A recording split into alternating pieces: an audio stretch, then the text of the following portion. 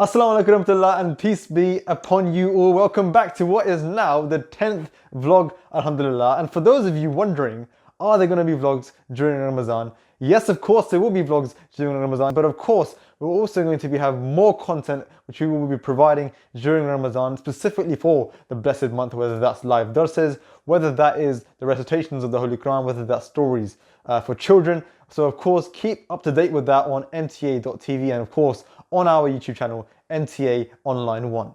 So of course you guys know we're going to try now in every vlog to include some videos and photos which you guys have been sending in from all over the world. Remember, don't worry if you haven't seen your photos or videos in the vlog yet. Inshallah, we'll be trying to upload every single entry onto the website. Once that's done, we'll of course let you know about that. Today, we're going to be looking at some of the workouts and fitness routines that you guys have been doing at home. We've actually got 9-year-old Arish here, who's actually from Canada. He's attempted the one-hand push-up. Mashallah, it's actually a really good effort for someone your age, and I'm sure you can probably do normal push-ups a lot better than that as well. We also have with us 9-year-olds again, Adib Ahmed, who's from the United Kingdom, showing us how if you have a garden, you can keep fit by doing a few laps around the garden, whether that's on foot, whether that's on a bike, whether that's on a scooter. You can do, of course, either way, it doesn't matter. Of course, now we're going to be moving on to our first segment, which is, of course, today, the health segment.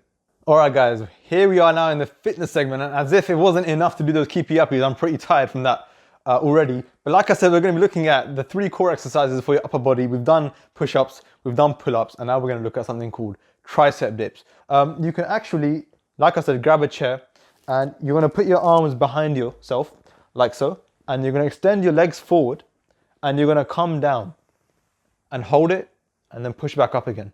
We have a pull-up bar here, which you must have seen many times before. This actually has many functions and purposes. You can actually, if you have one like this, also do tricep dips off of this bar using this and this pole right here. So what you're going to do is you're going to put your hands on top of it and simply do tricep dips like so. All right, so once you've actually mastered doing it off the ground, you've mastered doing it off a chair or a sofa, you can actually now elevate yourself completely off the ground to do a proper tricep dip that will really combat and contact your triceps and of course your shoulders. So what you do is, again, you find a surface which is about this wide and you get your arms on it. The place that I'm doing it isn't probably the most ideal place, but this is what I have at home. So you're basically gonna grab the surface like this, make sure again it's a sturdy surface. You're gonna lift yourself off the ground, bend your legs, keep your arms straight, and then bring it down again. You wanna bring your arms to a 90 degrees. You don't wanna go too low because, like I said, you can actually end up injuring your shoulders if you do so. So that is how you actually do a tricep dip. Alright guys, so before we end the health and fitness segment, of course Ramadan is approaching, and where we take care of our physical health and fitness by actually working out and taking care of our diet, we should also pray for our health and our well-being as well. And of course the prayer for that is Allahumma afini fi badani, Allahumma afini fi sam'i, Allahumma afini fi basari, la ilaha illa anta. Alright guys, so as you know, we're here for the food segment now. Ramadan is fast approaching, so we're going to be trying to show you some recipes which might be helpful for you at home during Ramadan in the lockdown. So of course now, we are going to be using some dates. You can use majhul dates or normal dates. We're going to use these today because they've actually got the seeds taken out of them. It's a lot easier to use. And some coconut shreddings, which we're going to be using as topping on top of this today. We're going to be making small date coconut desserts. And remember, of course, the Holy Prophet Muhammad sallallahu alaihi wasallam used to actually use dates and water to actually open his fast and of course actually keep the fast in the first place. There's much blessing in both of these things. So of course, remember, the prayer you're going to need to know for opening your fast during Ramadan is Allahumma laka sumtu wa bika amantu wa alayka tawakkaltu wa ala rizqika aftartu. So that is the prayer. We're now of course going to quickly show you how these small lovely treats are made. I've never had these before. I'm really interested to see how they turn out. Let's take a look how we do this.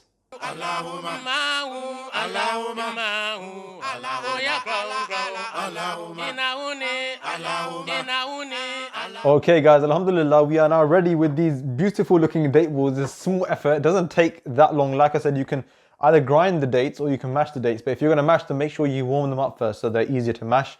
I think we used a whole packet of dates to make these, so you can make as many as you like. We're now going to of course try these. Remember, the prayer of course as always is Bismillahi wa ala barakatillah, and of course you're soon going to need to use the prayer for starting your fast, which you've already mentioned as well. So keep these prayers in mind. Of course, they will help you throughout your lives, alhamdulillah. See, these are really nice. Like I said, very nutritious. I think looking back at it, We probably should have, before making the balls, put the coconut inside the actual mashed dates so that the coconut would come inside the dates as well, not only on the outside. You can of course also use almonds, other types of nuts to add into this, expand it however you like. Always a delicious treat for opening your fast and of course starting your fast in the morning.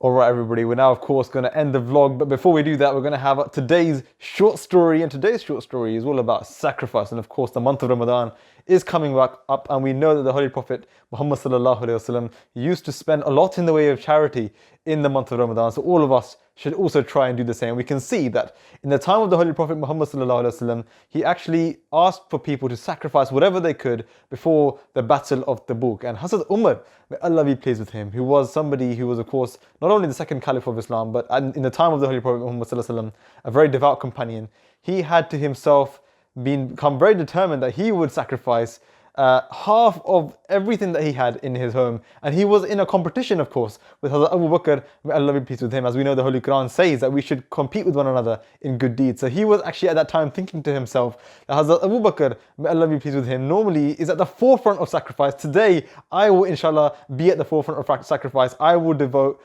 half of my wealth to the Holy Prophet Muhammad sallallahu alaihi wasallam. So when he approached the Holy Prophet Muhammad sallallahu alaihi wasallam, he actually gave half of his wealth, and he was thinking to himself that today I have surely surpassed Hazrat Abu Bakr radiallahu anhu. Now when Hazrat Abu Bakr radiallahu anhu came and he was to present his wealth before the Holy Prophet Muhammad sallallahu alaihi wasallam, he was asked, "What have you brought today as a sacrifice?"